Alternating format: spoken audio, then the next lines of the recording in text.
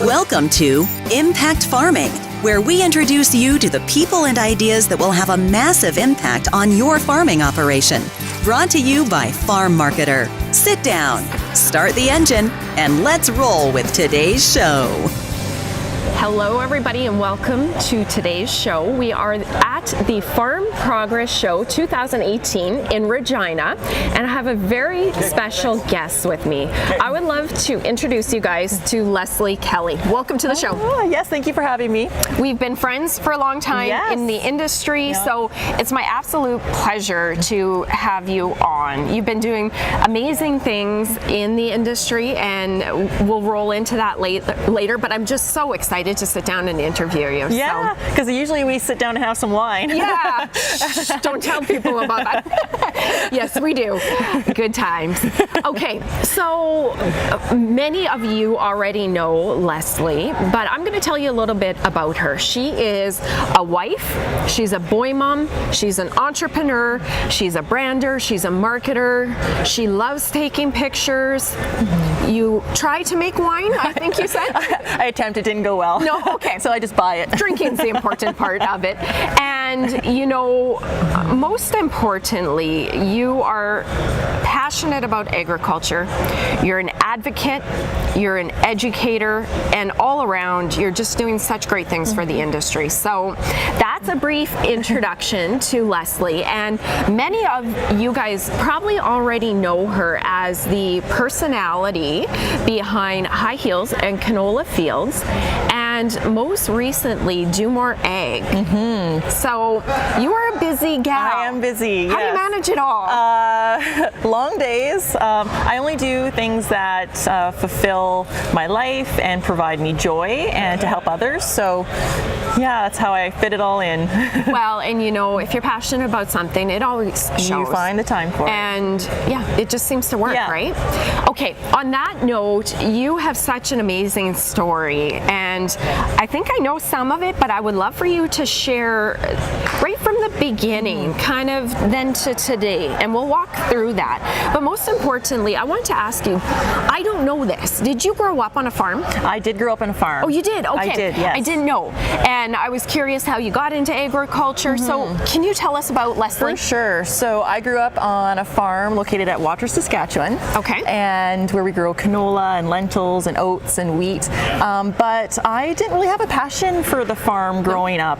In high school. Really? Yeah. Okay. In high school, my passions were sports. So all of my time was dedicated to curling and softball. Okay. And I then went to the University of Saskatchewan, and I had dreams and aspirations of having a marketing job in an ad agency in Toronto or Calgary. Okay. So that was my goal. I didn't see a future on the farm for me, so I didn't really look outside of what was going on our farm. Okay. So that took a left turn when I met my husband Matt.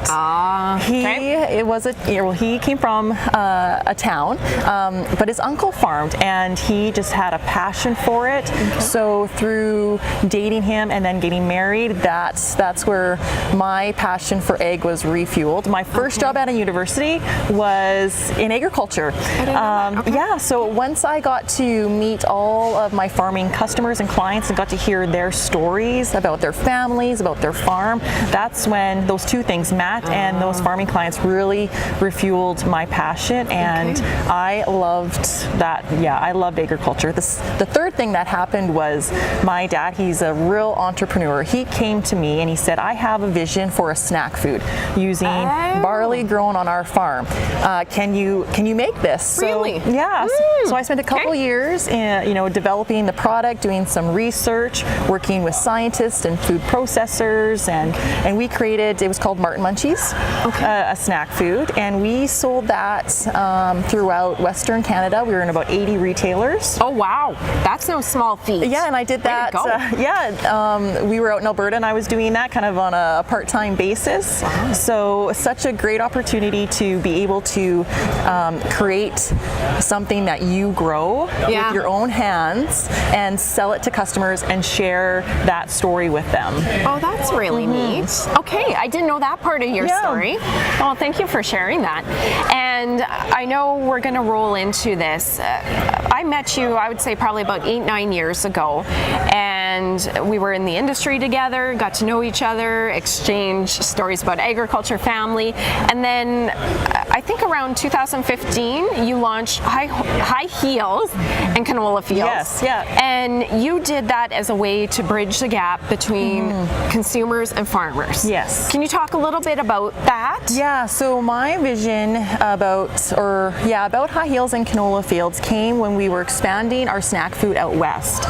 And we were at a show in Vancouver, and I was pregnant at the time, and it was a huge eye-opener because I knew that there was a little bit of disconnect, but nothing like the extent that I had experienced out there. Oh, really? So when I was at that show, as soon as a few individuals heard of the way we farm or the type of farm we were, it stopped the conversation, and we were called bad farmers, we were called bad people. Really? And Ouch. there was one individual that called me a bad mother. Oh, So, ow. and You it don't really- go there. That one really hurt because I had never experienced that before. Yeah. And little did they know that I was told I couldn't have kids. So I went home and I thought about what to do, and I had a vision that not on my watch is someone going to call me a bad mother or a bad farmer because of the way that I farm. Love it. So I'm going to do something about it. So it took me a couple of years to figure out what that was. So after our second child, Copeland, I was on mat leave, and I thought, this is my time. I watched what everyone else was doing in the industry of talking to consumers and launched High Heels and Canola Fields. Oh, good for you. And I know over the years we've chatted, potentially with some wine involved, and shared some of the highs and the lows, because when you put yourself out there, it's not always fun and games, and we don't need to talk about the lows. Anybody in agriculture knows some of that stuff that comes, but what have you enjoyed most about advocating? So my vision with starting a blog was to build community and ultimately share the love of farming and food. And there's so many cool things that have come from that. So the people that you meet, the stories that you hear, from what I've learned is that conversations matter, whether it's online or at your kitchen table, that we as farmers have such an immense impact, and you don't know where that story or whose story you're going to hear, what you're going to take away and what you're going to learn. So I've learned so much about other types of farms, other types of people, different backgrounds. I've got to experience, a little bit of travel and different facets of agriculture. I've got to venture into more of the creativity behind the scenes, like podcasting, videography. But the biggest thing that I love about it is the people, the stories of the people that you meet. You know what? There is something about agriculture and farmers. It's just feels like family. It does, yeah. Even if you're not family, and even obviously their province is away, it's just something. There's a community there, and you've done such an amazing job building that community and starting such a positive conversation. So kudos to you. Oh, thank you. Yeah, that's just amazing. And I mean, in your community too, and in our audience, there's probably a lot of people that admire what you do and go, geez, I'm a farmer, and I'm passionate about what I do. I'd love to correct some of the misconceptions. I'd love to just shout to the rooftop how great agriculture is. But sometimes people are a little bit scared. You're putting yourself out there, you're putting your farm operation out there. Would you have any advice for somebody looking to step out of their comfort zone and advocate? Yeah, so I've learned as I have been out there, there's no one magic answer as to how to advocate.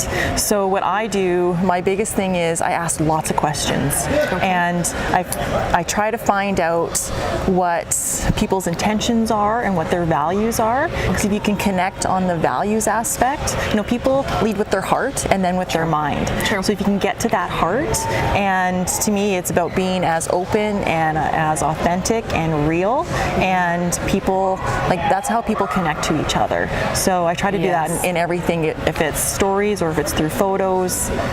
You know, and that's so smart. I'm so glad you brought up that point. I was speaking to another person not that long ago, and they said when intelligence and emotion meet, emotion will always win. Trump. Yeah. And I know we need facts so that we're educated, but at the end of the day, and especially not if you're a detail-oriented personality, sometimes facts just go straight over. But if they could see you on camera, on the farm, the passion you have, the boys playing there, you telling why you do this, I mean, that just connects with the heart, like you said, and yeah, it's the notion that we're all on the same team. It's not producers versus consumers. We're all consumers. We're all connected to food, and they have just as an important story as us. So give the opportunity for them to share their story as well. Excellent. I love that. So I'm going to change gears a little bit, and I'm going to say late 2017, somewhere around there, I was on social media, and all of a sudden this story popped up about you. I'm like, what's this about? So I read this story, and you know, wow, I was emotional by the end. And for those of you, you've probably already read it. Lesley opened up about her experiences with mental health, stress on the farm, and shared your very personal story of yourself and your husband. And wow, amazing. You got guts, girl. So way to go. And you know what? You've opened the floodgates, and we'll roll into that a little bit later, but why? Yeah. That's the question we get asked a lot is, why did you do a video? You know, you're opening up your world, and we didn't ever think of, you know, the negative things that could happen. We sat down that one night and said, you know, if it helps one person, it's worth it. So it was after our 11th anniversary, and we saw my girlfriend Kim Keller start an online conversation about mental health and asking agriculture to do more. So I talked to my husband. I said, what is our do more? And I said, we have such a unique experience. Why not? And it's part of our everyday conversations. Why not share it? And so we sat down at the kitchen table one evening, and we had a code. So we did it at the dining room table, and if any one of us felt uncomfortable, we would tap each other, and then we would end it. Very smart. That was good. But we didn't script it. We didn't know what each other were going to ask. Oh, really? Yeah. Wow. But our intention was to make it as real as possible. We wanted to showcase that we are an everyday couple that experiences peaks and valleys, and that you are not alone, and it does get better, and the things that we have done. So my experience was I had baby blues after our second child was born. It was a hard pregnancy. It was a hard adjustment on me, and Matt was there for me. And then for Matt, he talked about his experiences with being isolated on the farm, living in the trailer. We live a couple hours from the farm, what that's like, the pressures of farming, the financial stress, the weather stress, and how it just peaked one night. He had a panic attack, and then what he's done and what we've done as a couple since then to help with that. Oh wow, that's amazing. And you know, again, I know the floodgates opened, and it's just been such an amazing thing. But you know, what I love about that is you and a few key individuals said, it's okay, we're going to talk about this. And rightfully so. I'm a farmer, and everybody out there watching, we probably all think that we're alone and we're the only ones that sit and worry and stay awake at night. I mean, I don't know, I can't think of any other profession in this world where you put yourself at tremendous financial risk, physical risk, and mental risk, and everything that you do is at the mercy of stuff that's out of your control. And if anybody's surprised that we're stressed, that there's mental health issues, no doubt about it. So that's absolutely amazing, and I'm trying to follow that timeline. It was amazing for you to share that story, and then again, I'm going to call it early 2018 on social media again, connecting with my people, and I see Do More Egg pop up. I'm like, okay, I know pretty much every company in agriculture. Who's this Do More Egg? So I click on it, read a little bit about it, and then whether you had shared it, I can't remember the details, but I found out you were connected. So you are one of the founders of Do More Egg. Yes.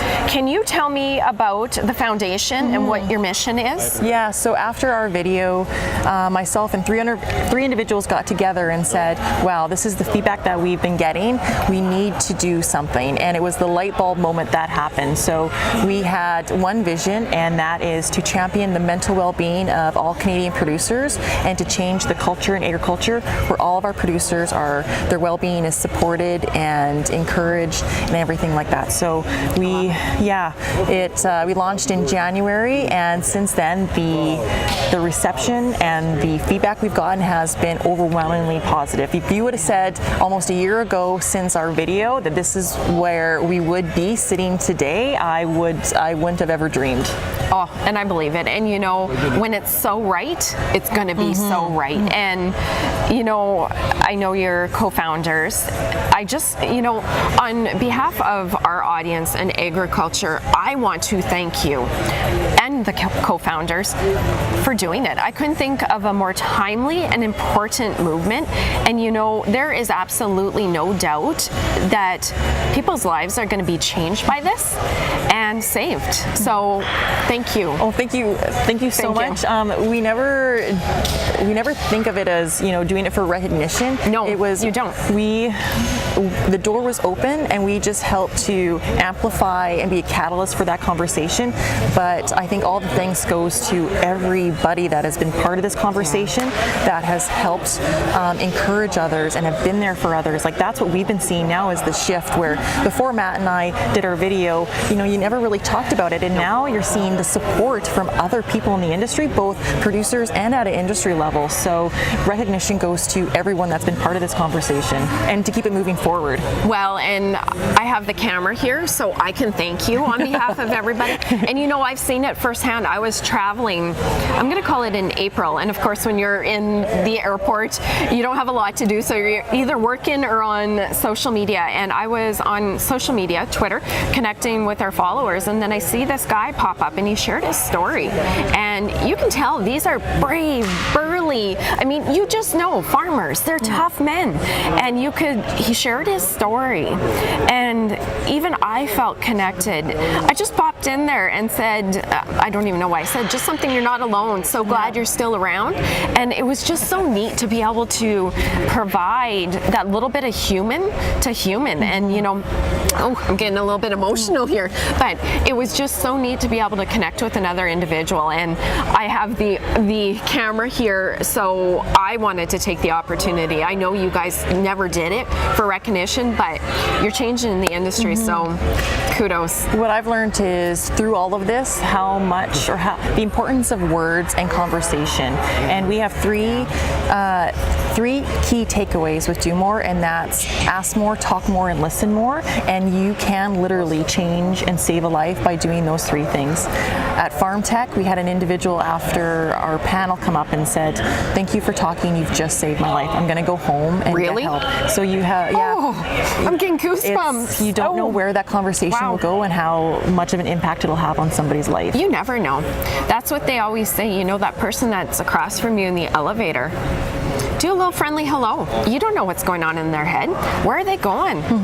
If you can just provide a little human and a little support, that's amazing. Empathy and compassion go a long way. Yeah. Okay, so ask more, do more, and listen more. Ask more, talk more, and listen more. Okay, that's fantastic. Yeah. Well, I love that. You know, what I would like to do too on this point, I know you're going to be chatting here at Farm Progress and sharing your story, and there's a lot of support at the event. You guys are doing a launch of a partnership with FCC. That's amazing. So for individuals, I mean, I could sit here and talk to you for hours on end, absolutely, but I know you're a busy gal and we got to get you on your way. So for individuals, if they're not already connected with you, how can they find you? They can find me on Twitter or social media as High Heels and Canola Fields, or you can go to the Do More website at domore.ag. Okay, that's excellent. Well, again, on behalf of our audience, our industry, and myself, I'd love to thank you so much for what you're doing and for joining us on the show. And thank you for having me and continuing the conversation around mental health. Excellent. Thank you. Thanks, Tracy. You've been listening to Impact Farming. For more great episodes and articles designed to help you manage and grow your farming operation, head on over to farmmarketer.com. Don't forget to sign up while you're there. We will see you on the next episode.